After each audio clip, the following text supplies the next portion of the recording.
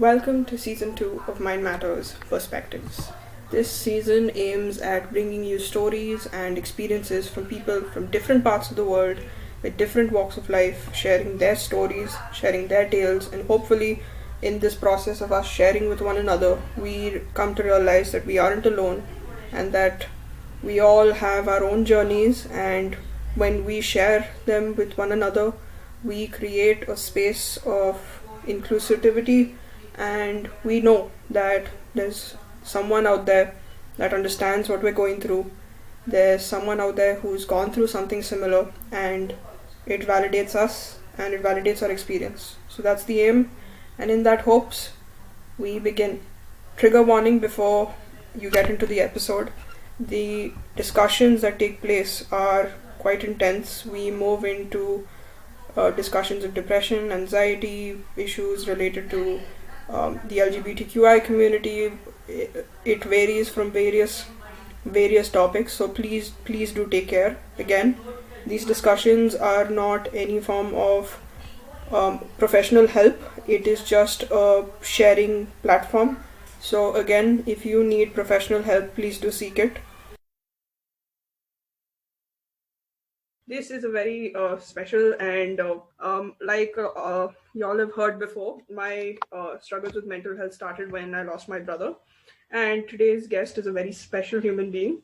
One of Sanjay's oldest and closest friends has been so gracious enough to accept and join me on this conversation and share his experience as well. So yeah, Skanda, please introduce yourself, where you're from, what you do. Yeah, thanks. I'm not so gracious at all. It's something that I really wanted to do from the day that I heard that you had this podcast on. I think what you're doing is wonderful to create this space where, people can, comfortably talk, be expressive about what they've been through and things like that. I think it's wonderful. So kudos to you. I'm actually very honored that I'm having this podcast thing with Sanjay's younger sister. That's awesome. So just that is good enough for me. My name is Skanda for everyone out there. I work in the communications field. I work in an advertising agency in Singapore. Currently working from home from India. So that's great. But yeah, other than that, man, like Sneha, let's talk. Let's have a conversation. I hope, as I said before, I hope this is as therapeutic for me as it is for you. And yeah, go ahead. So, if it's okay with you, could you tell us a little about how you felt that night when you heard what happened? Yeah, I think, okay, just to put it in context for you, and don't know whether, we've never really discussed much of what happened that day or subsequent years and things like that. We've never really discussed that. We have tried to keep in touch over Instagram messaging and things like that. But I think the day when it happened, the previous night, we were all, I think it was one of our, Sanjay's friend's birthday, one of our friend's birthday. And we were all hanging out in a friend's house in Sanjay Nagar. I remember, so as you know, and as mom also must have told you, Sanjay pretty much hung out with me all the time in the nights, all the time actually. He would, after our night catch-ups and things like that, we would usually end up in my place. That night, he was complaining about, a pain in his chest of sorts. And we all just, thought it was gas, because we, as you know, we would drink quite a bit and things like that. So we were like, yeah, it's gas, and, just run it off and, things like that. Didn't necessarily take it seriously. I remember distinctly telling him hey, do you want to come, let's go home. I'll drop you home, or you want to come home? And then he said, nah, man, today it's hurting. So I'm just going to go home, eat some good food and sleep. So that's what that was our last conversation. We gave each other the usual nice hug. Goodbye, good night. I'll see you in the morning. And that's basically it. And I went home and I fell asleep. I actually didn't know till 7 or 7:30 in the morning when a friend called me and told me about it. So it was quite a bit of a shock, as you can imagine, right? I was, first of all, I didn't believe it for the first 15-20 minutes. It took a lot of convincing. I was in pure denial. How could something like that happen, right? I just saw him 7 hours ago. at a friend's house. So it just didn't make any sense to me. So yeah, I mean, I had to. I quickly jumped into the car. I came straight to your place to like to really realize that whether it was just some sort of a stupid prank, which I was hoping it was, or it really was for real. And yeah, as soon as I came to your house, I think your mother was there, and I think a few of other Sanjay's friends were there as well. So yeah, I mean, it just dawned on me really quickly that it's for real.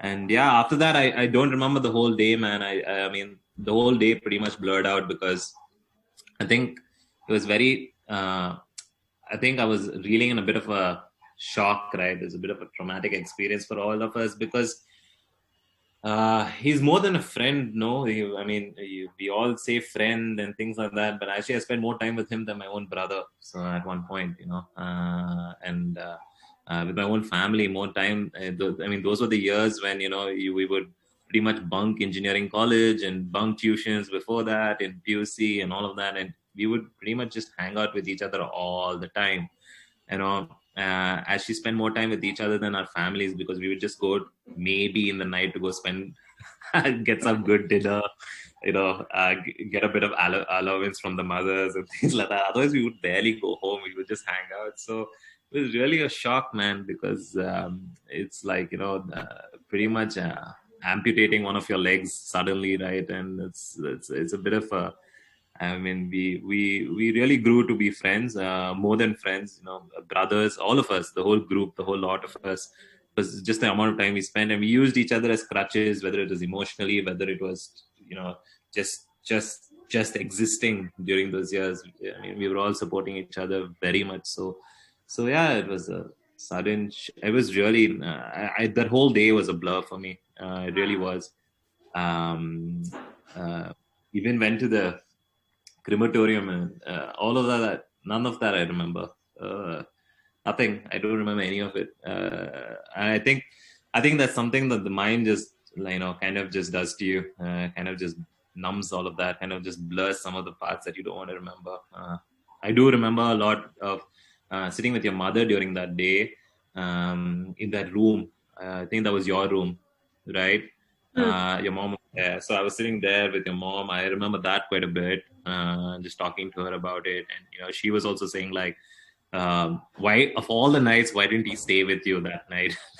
Like, he pretty much stays with you every night. Why didn't he stay that night with you? Like, just one of those things. I just remember that. Yeah, that's as best as I can articulate my feelings that day. I remember the night crystal clear, but like you said, the day was completely a blur. All I know is I avoided the hall as much as I could, because I remember that's where the body was kept. So I was either like hiding in my room or hiding in Sanjay's room. And I remember the first half of the day, one of my cousins, her, Ritika, Pinky, was there. So I remember spending a lot of time with her just to avoid the body. And then once my friends arrived, I just couldn't But yeah, the night is something I'll never forget. I distinctly remember him coming home earlier that day. I was pretty shocked about how early he was back. Yeah. He's never home that early. We all left early that night, and we were all like a bit tired because I think the previous 2 nights we were out as well or something like that.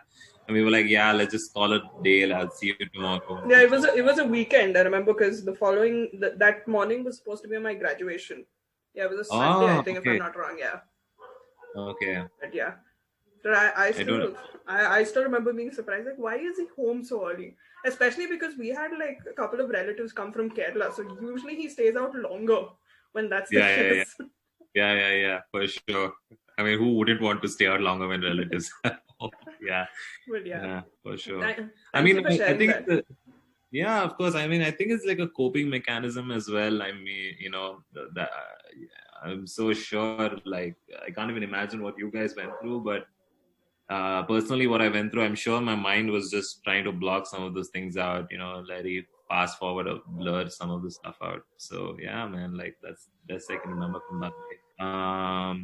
I do remember in the evening after the cremation, a few of our close friends, me, Dhruv Bogle, I think you remember him, Karthik, who Sanjay was really, really, really close to.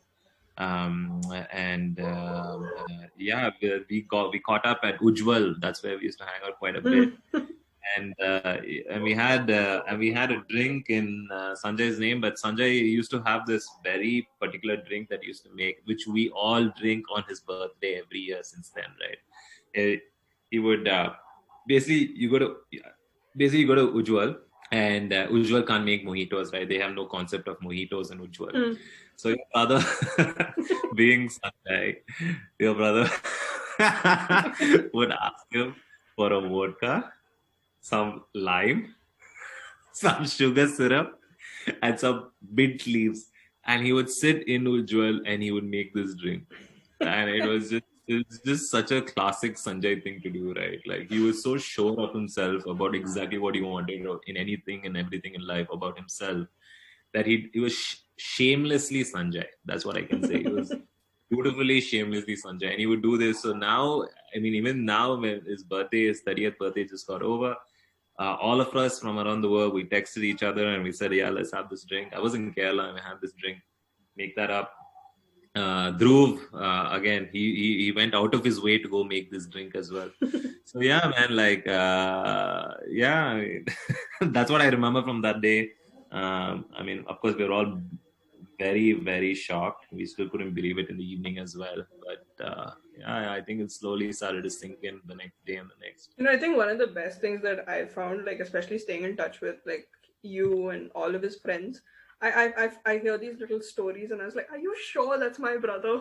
Yeah. It's very frankly who he was with y'all and who he was at home as, like, two different human beings. But I absolutely love hearing these stories.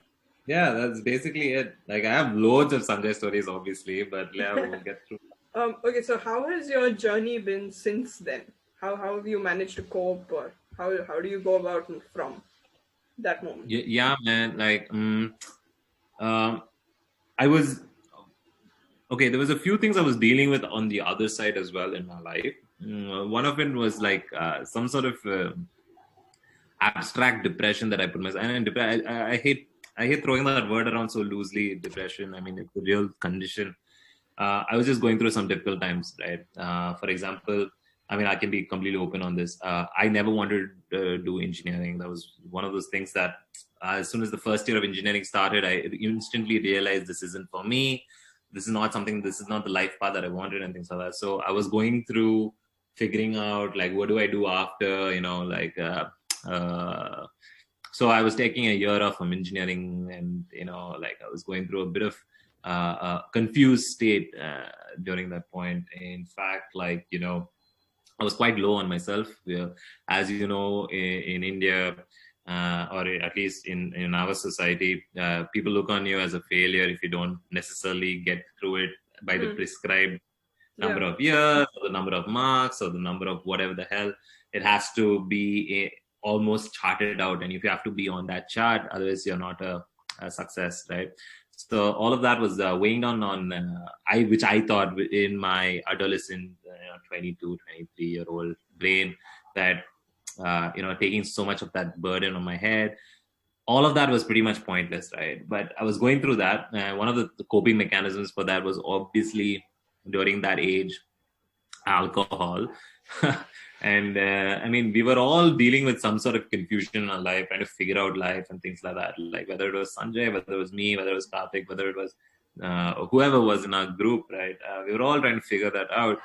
So I was going through that. And then, one of the things that after Sanjay, what happened was, it really messed me up. It really messed me up good for at least a couple of months after that, because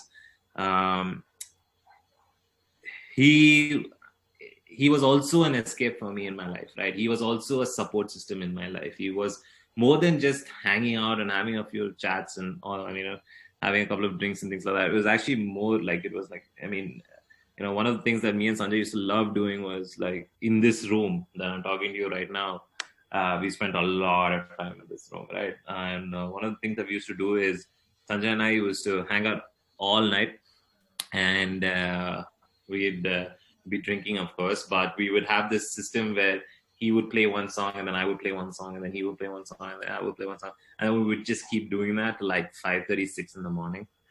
I miss that so much. Like, that was something that I kept doing quite a bit. I couldn't sleep for a few weeks after Sanjay. I was just, I mean, I'm not going to use any of those medical terms, but I think I pretty much just couldn't sleep. I was super fatigued. I would try to drink myself to sleep and things like that.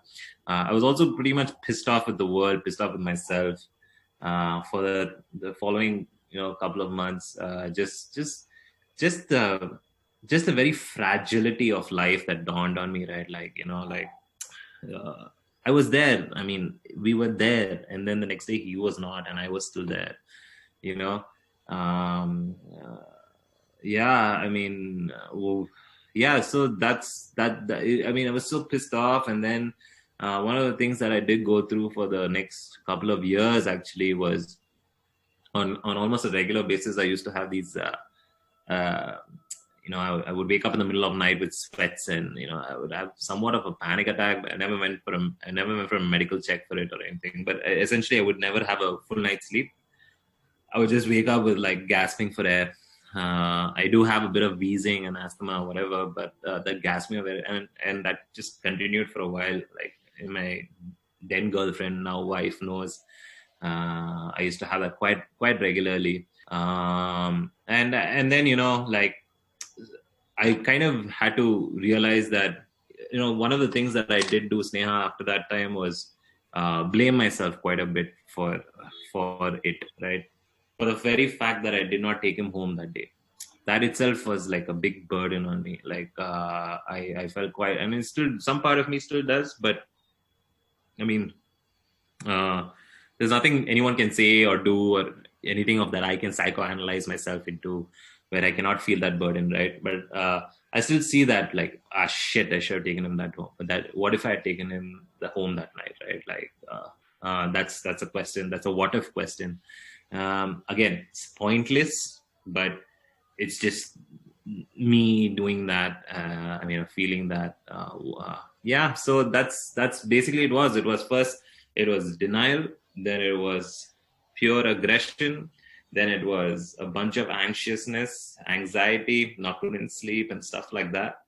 And then a bit of badgering on my part. I was feeling guilty, pissed off at the world, blah, blah, blah. And then, had to figure out, slowly, break it down. Moving on was really hard. Of course, it was just as losing a brother, right? Like, if not more. Moving on was hard, and it was hard for all of us. But I think what was wonderful was, at least for me, was that the whole group was going through it. So there was a support system in that itself. So that's basically how I saw myself coping with it. I think in 2018,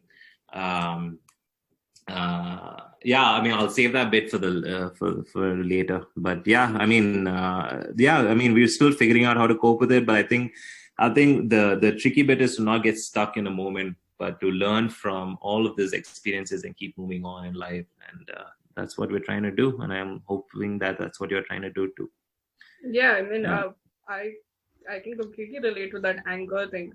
I still, like, those if questions will really, like, create, just, it wrecks your mind, because I keep thinking about, like, if I was awake maybe an hour longer, I would have heard something. If I had stayed up, if I had also gone upstairs that night, I would have heard something.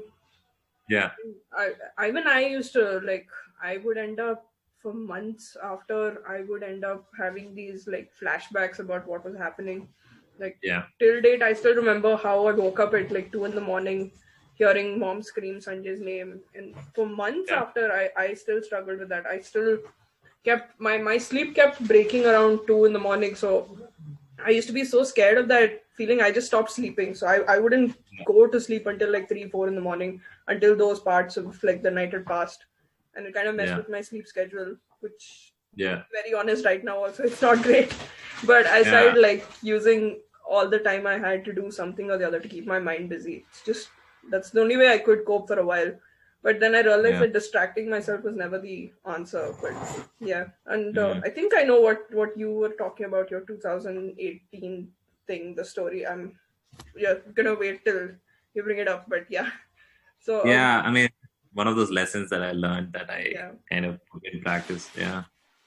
So, did you find that the grief that you experienced start to affect like your daily relationships with other people in any manner? Not really, because I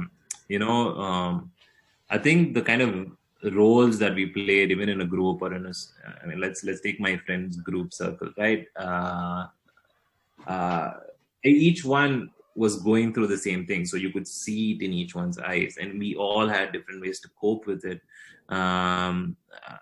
Naturally, for me, it's to shut all of that off, leave it at home, or leave it at the back of mind, and try to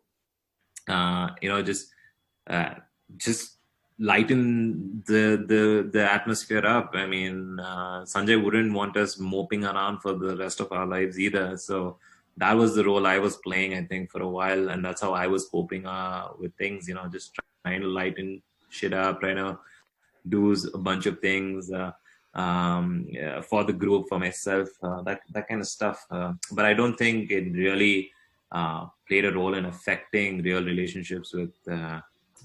It definitely gave me a different perspective. It gave me a different sense of appreciation. Maybe not if not immediately. Eventually, it did. Like at least a year or two down the line, valuing life and valuing time with people, and those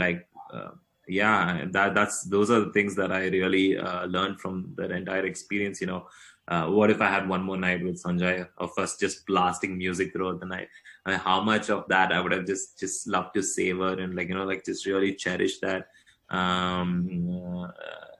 Those kind of thoughts, but it really gave me perspective that life is so fragile, and it could disappear tomorrow, and it really changed a lot of my perspective on life. Not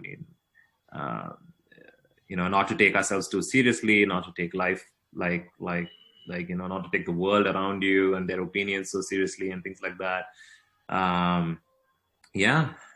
For sure. Appreciate and value people's time. Appreciate your own time. That's the only thing you've got in this world.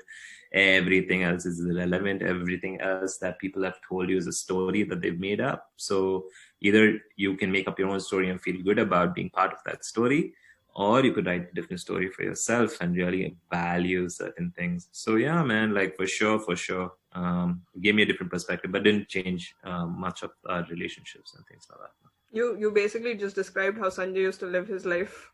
He wouldn't give a crap about anything around, whether it was at home, someone telling him do this course or do that course. It was always like he's gonna do what he wanted no matter what. Purely Sanjay, and no one else could be that. Yeah, for sure. These talks just bringing back like good memories. Yeah, man, that's the whole point of this. Yeah, I mean, I started this in hopes of just like creating conversation, and like the ultimate goal was to create conversation and help people feel less alone. But at the same time, this is like an outlet for me to deal with my issues as well, because it's kind of like forced me to like deal with some issues that I never would have done it if I did not maybe start this. So no, I totally understand. I'm super proud of you, dude, Sneha. Like I mean that genuinely. That's what you're doing is awesome. Keep at it. The tricky bit, I must say, and I'd say this as almost a self-prescribed brotherly love for you. The tricky bit is to not get stuck in that moment, right? Yeah. To learn and then move on. Yeah. And I love the space that you're creating for everyone to be able to talk, to really express themselves. Not too many people are able to. I mean, of course, there's this whole intimidation factor. There's this whole vulnerability that you open yourself up to.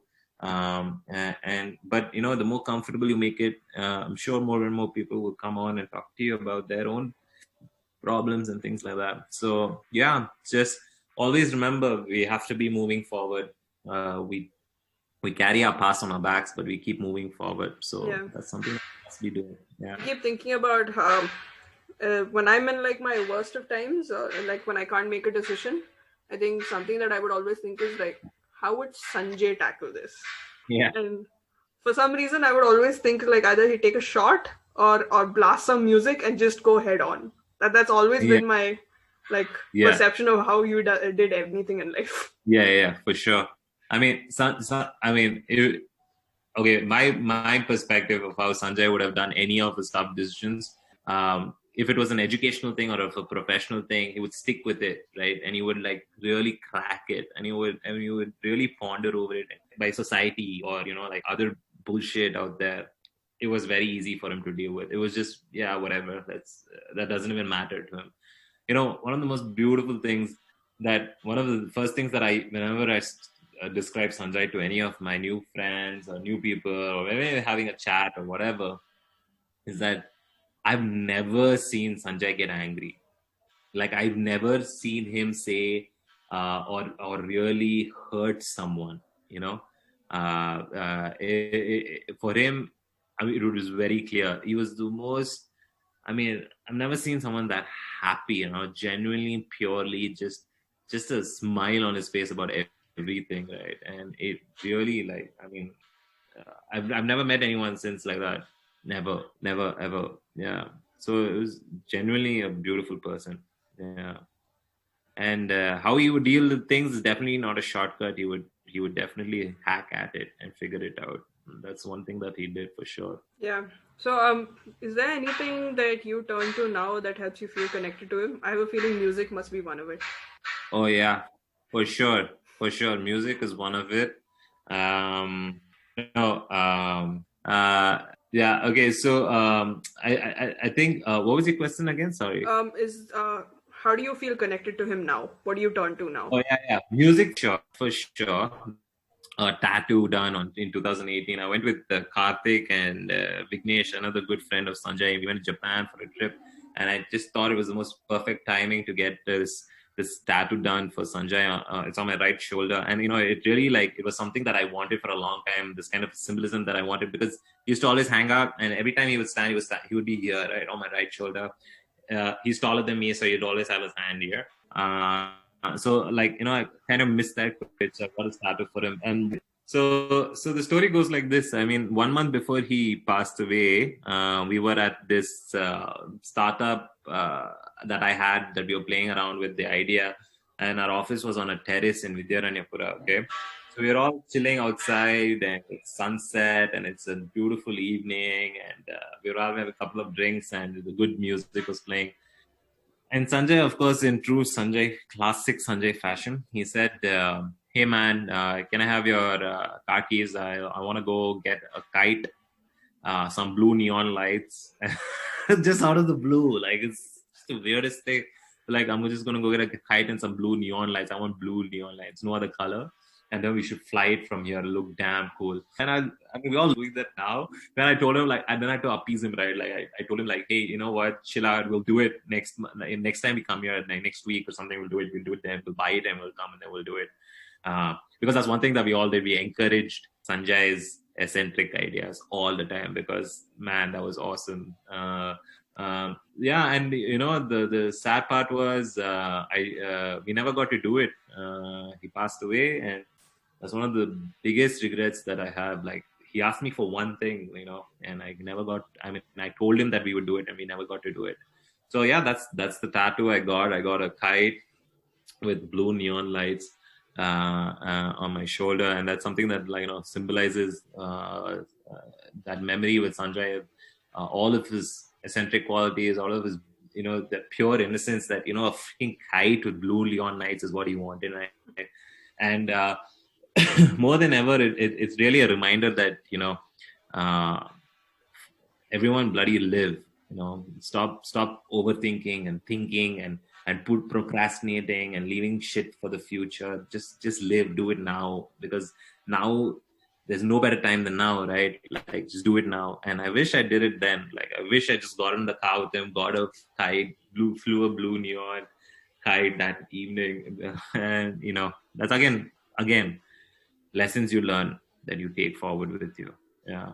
So Yeah, I yeah, think I mean, grief, one thing with what I understood with loss also, it really makes you regret, like understand, like how to live with regret is a different concept itself. Like just not doing when, not saying things when you have the chance, not doing things when you have the chance, and then it really makes you sort of like take note of what you have and what you don't.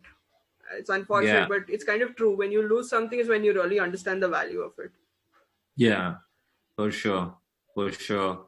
And one of the things that it also taught me was to never be afraid to just express myself. Like I'm not at all shy to just hit up any of my friends and say, "Hey, bro, like I'm here for you, I love you," or anyone. Like I'm not afraid to just say that, uh, and I'm not afraid to tell even people who have just met, like so like I'm here. If you ever need someone, I'm here. That kind of calls around yourself and really have conversations, right? Yeah, That's yeah, really nice. Yeah. So, do you feel like ever since you lost Sanjay, it ever scared you from developing any other close friendships, or did it affect how you were with your friends after? Developing close friendships. I think it's also a result of the kind of age that we were living in. That's the age when you form all your best friends from that 11th, 12th to maybe engineering. That's the age you form all of your best friends, because once that after that you're kicked out into the world, it's just a bunch of hyenas out there. So I mean, I'm saying it in a very cynical way, but it just becomes much harder to form those kind of real connections, right?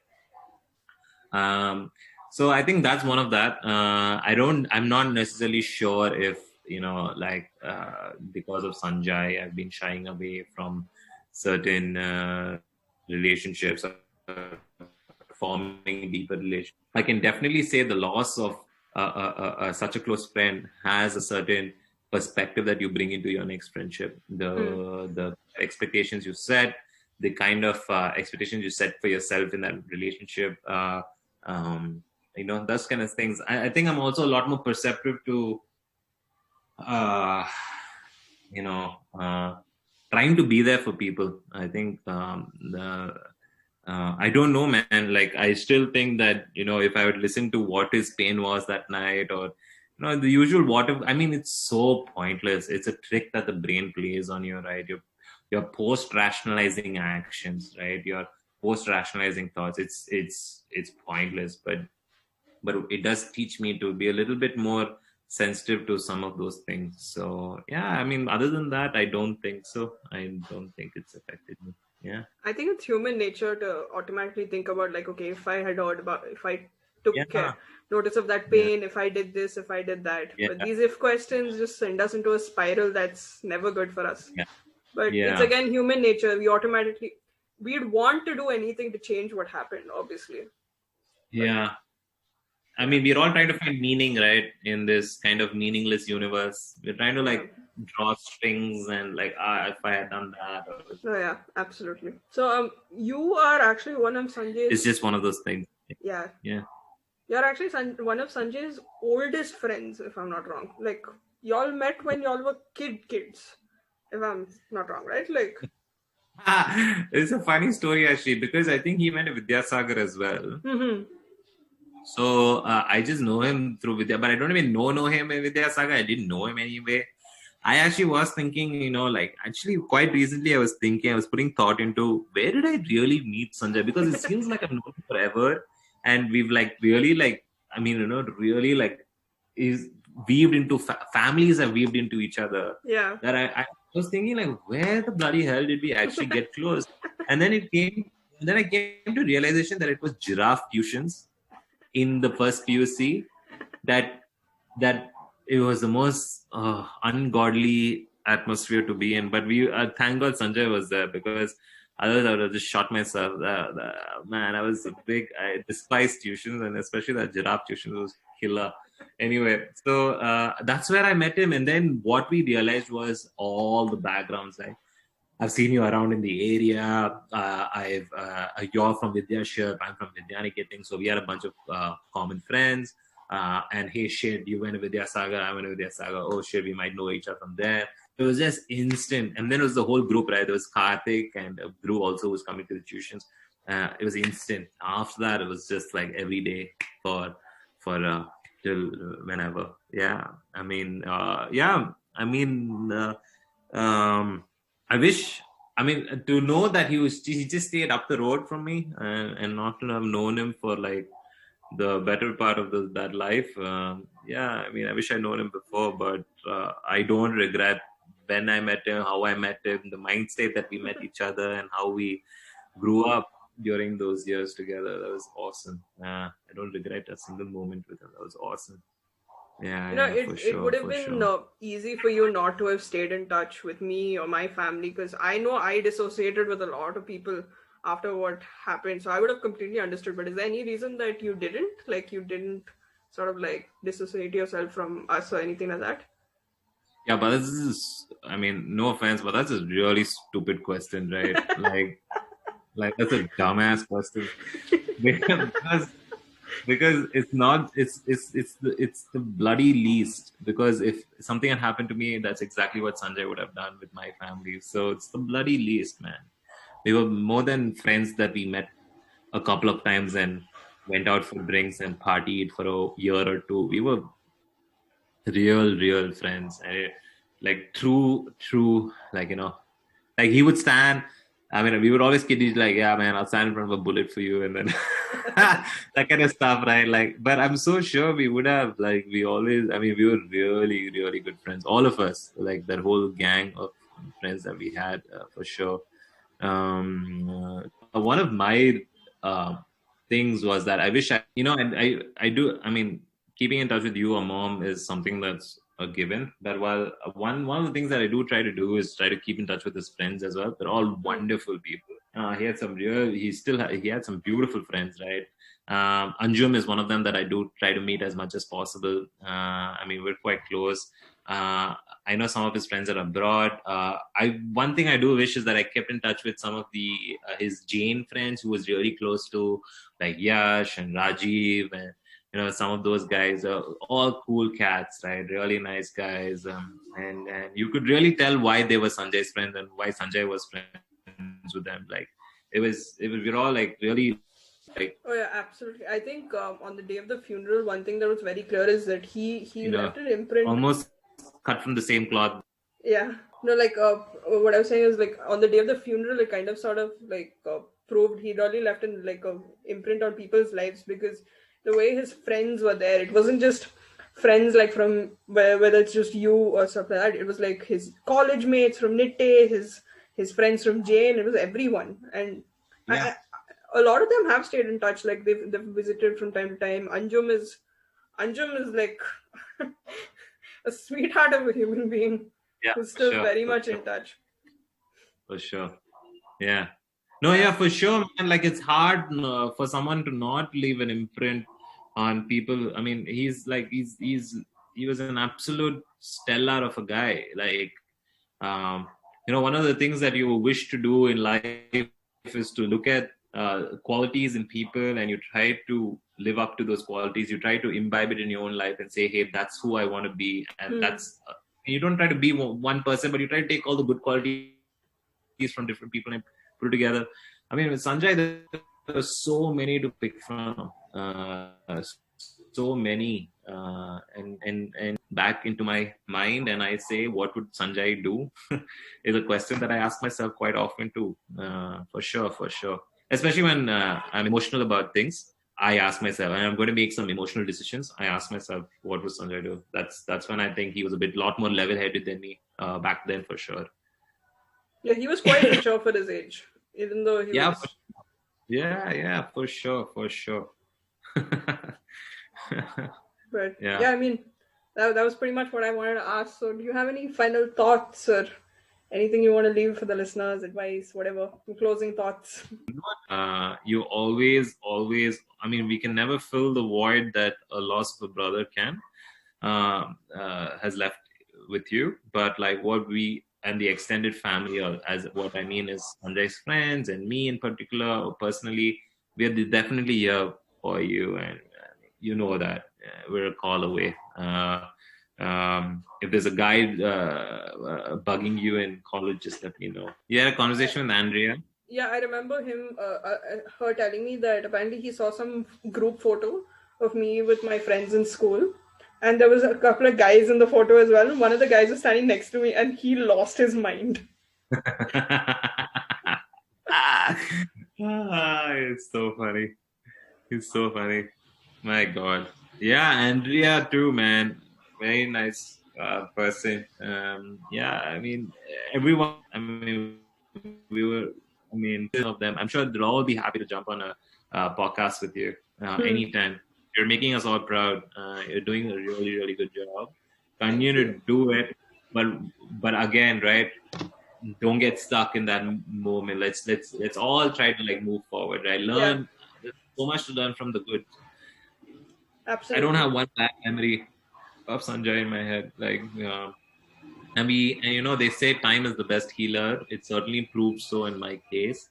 What I am most, I want people to know who Sanjay was, the kind of person that he was, and I want people to learn from the kind of thing, the person that he was, the kind of experience. That's basically it, man.